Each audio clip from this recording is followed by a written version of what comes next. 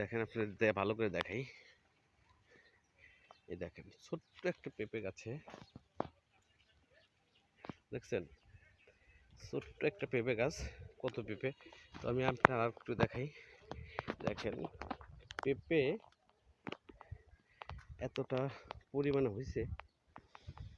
তো এই দেখেন আমি দেখাই শুধু গাইস, আপনারা একটু দেখেন তো গুনে কতটা পেঁপে হবে, এবং দেখেন কিভাবে পেঁপে চাষ করে লাভবান হয়। তার একটা সাকসেস প্রমাণ, একটা গাছে যে কি পরিমাণে পেঁপে ধরতে পারে। তো আপনাদের এই জাতের সম্পর্কে বলবো। দেখেন সাইডে আমি গুনে শেষ করতে পারবো, 1টা 2টা 3টা 4টা 5টা 6টা 7টা 8টা 9টা 10টা 11টা 12টা 13 14 15টা 16 17 18 19 20 21 22 23। তো শুধু গাইস আমি এক পাশ থেকে 23টা গুনছি। তো আরও দেখেন তাহলে ওই পাশে আরও আছে।